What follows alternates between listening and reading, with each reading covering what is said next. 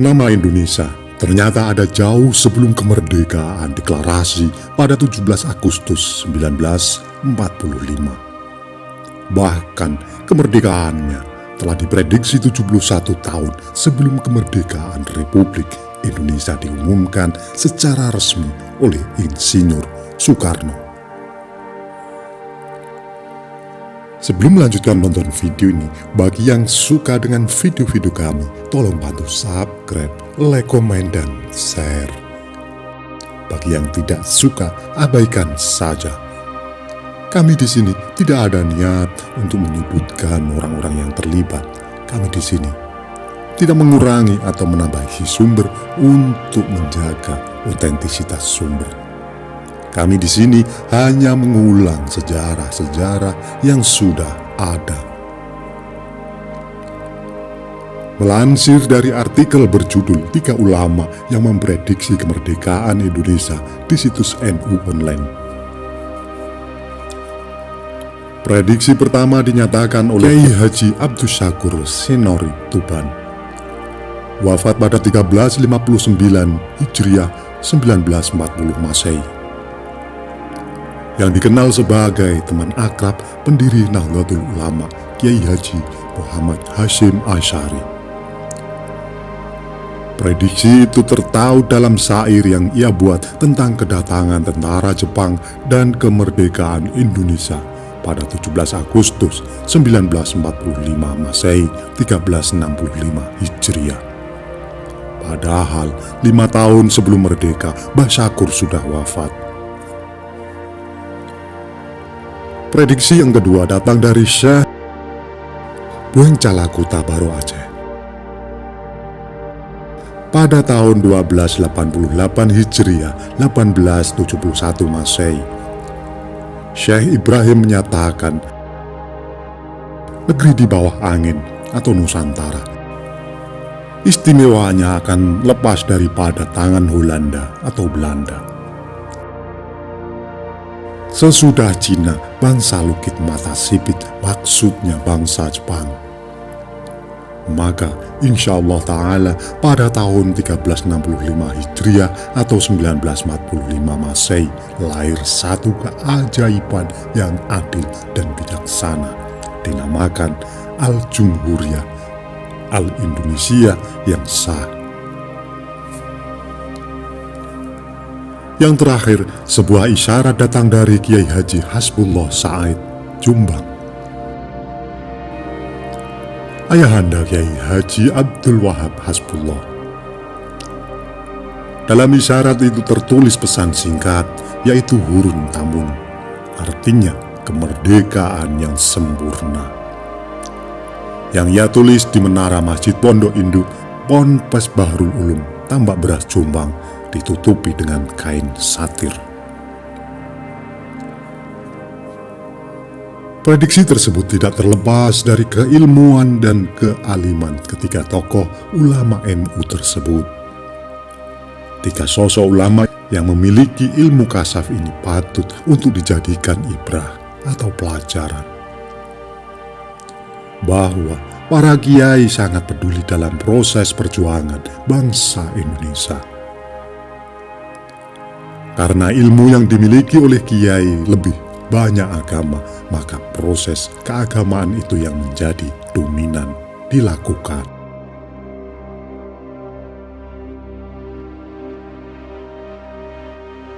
Semangat dalam membaca tanda alam dan isyarat dari Allah, itulah yang selalu diasah.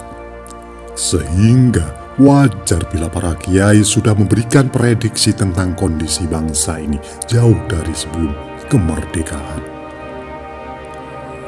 Penyebutan nama Indonesia. Melansir harian Kompas terbit 2 September 1974, penyebutan nama Indonesia bermula ketika George Sam Windsor menulis artikel panjang pada tahun 1847 yang berjudul pada karakteristik terkemuka dari bangsa-bangsa Papua, Australia, dan Melayu Polinesia. Dalam tulisannya, Eyat membahas kehidupan penduduk asli Australia dan Melayu Polinesia. Ia juga mengusulkan istilah Indonesian dan Melayunesian bagi penduduk Kepulauan Hindia. Namun di antara keduanya, Eyat lebih memilih istilah Melayunesian lantaran istilah Indonesian terlalu luas cakupannya hingga Kepulauan Maladewa.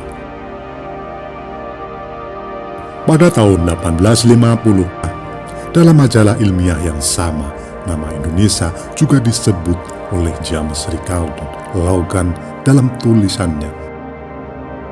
Berbeda dengan Eyat, peneliti kebangsaan Skotlandia itu justru lebih menyukai nama Indonesia yang merupakan sinonim dari pulau-pulau atau kepulauan Hindia. Terlepas dari dua sejarah tadi, cikal bakal nama Indonesia mulai menggaung dengan lantang pada tahun 1924 lewat majalah Indonesia Merdeka, yang menjadi corong perhimpunan Indonesia di bawah komando Iwakusuma Sumantri, J.C. Natala, Muhammad Hatta, dan Mangunkusumo. Dalam majalah itu, mereka menjelaskan bahwa pemakaian nama Indonesia memberikan ciri pada kepribadian. Pada tahun 1926, dalam Kongres Gerakan Perdamaian Internasional di Paris, Prancis, Muhammad Hatta mulai memperkenalkan Indonesia sebagai dunia internasional seraya meyakinkan mereka mengenai keberadaan Indonesia baik secara geografis maupun secara politis. Selanjutnya, nama Indonesia berkumandang dalam Kongres Anti Penindasan Imperialisme dan Kolonialisme di Brussel, Belgia pada 10–15 Februari 1927. Nasi Datuk Pamuntjak, perwakilan dari Perhimpunan Indonesia, berpidato dengan judul Indonesia dalam Berjuang Kemerdekaan. Dalam surat kabar The Socialist nomor 10 tahun 1928, Muhammad Hatta menulis sebuah artikel berjudul tentang nama Indonesia, yang membahas tentang penggunaan nama Indonesia yang menggantikan nama Hindia Belanda. Bagi kami orang Indonesia, nama Indonesia mempunyai arti politik dan menyatakan sesuatu tujuan politik. Dalam arti politik karena dia mengandung tuntutan kemerdekaan, bukan kemerdekaan Hindia Belanda, melainkan kemerdekaan Indonesia dari Indonesia, tulis Muhammad Hatta sebagai terarsip dalam artikel tersebut. Mustahil negara Indonesia merdeka yang akan datang disebut Hindia Belanda. Juga tidak India saja karena akan dikacaukan dengan India yang lain, yaitu nama resmi dari India Inggris sekarang. Demikian lanjutan bunyi artikel yang ditulis Muhammad Hatta. Itulah tadi ulasan singkat kami mengenai asal-usul nama Indonesia. Apabila ada kesalahan dalam kami menyampaikan, mohon diluruskan dan mohon maaf. Terima kasih yang sudah menonton sampai selesai.